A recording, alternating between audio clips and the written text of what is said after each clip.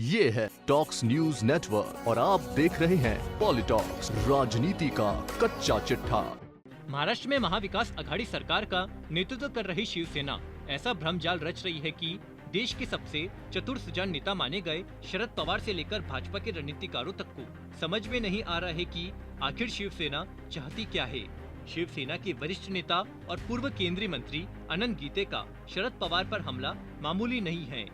गीते ने शरद पवार को पीठ में चूड़ा घोंपने वाला बताया और कहा कि वे शिव सैनिकों के नेता नहीं हो सकते। गीते ने यह भी कहा कि वे जब कांग्रेस के साथ नहीं रह सके तो शिवसेना के साथ क्या रहेंगे।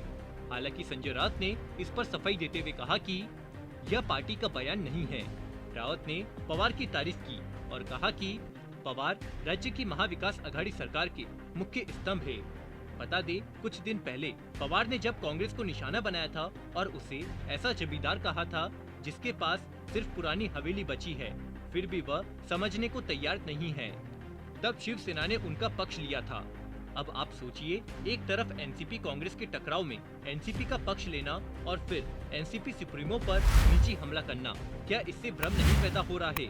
महाविकास आघाड़ी की तीनों पार्टियों की इस उलझते रिश्ते के अलावा शिवसेना और बीजेपी के बीच क्या चल रहा है, वह भी बहुत बड़ा रहस्य है। मुख्यमंत्री उद्धव ठाकरे ने पिछले दिनों एक कार्यक्रम में भाजपा के पूर्व प्रदेश अध्यक्ष और केंद्रीय मंत्री राव साहब दानवे की ओर इशारा करके भाजपा को भावी सहयोगी बताया था। उसके बाद संजय राउत ने प्रधानमंत्री मोदी की तारीफ करते हुए कहा था कि देश में कोई नेता उनके कद का नहीं है।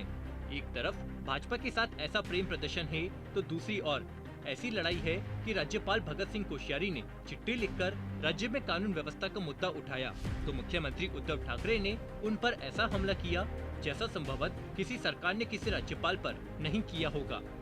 इसी तरह तमाम केंद्रीय एजेंसियां शिवसेना के नेताओं और मंत्रियों के पीछे पड़ी है। राष्ट्रीय जांच एजेंसी यानी एनआईए की जांच की वजह से गृह मंत्री रहे अनिल देशमुख को इस्तीफा देना पड़ा था और वे गिरफ्तारी से बचने के लिए भागे फिर रहे हैं।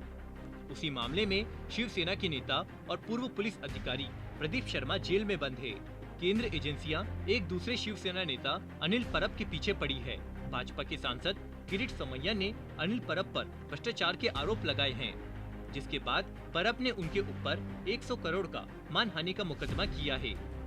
एक तरफ शिवसेना की यारी दोस्ती और दूसरी ओर केंद्रीय एजेंसियों की कार्रवाई और भाजपा नेताओं के हमले। ऐसा लग रहा है कि अगले साल के शुरू में होने वाले नगर निगम चुनावों से पहले राज्य में कुछ उलटफेर होगा। क्या होगा और कैसे होगा, यह अभी साफ नहीं है, लेकिन जिस तरह का घटनाक्रम चल रहा है उससे किसी गहरी चक्रव्यूह रचना की बू आ रही है। पॉलिटॉक्स ब्यूरो, महाराष्ट्र। ये है टॉक्स न्यूज नेटवर्क और आप देख रहे हैं पॉलिटॉक्स, राजनीति का कच्चा चिट्ठा।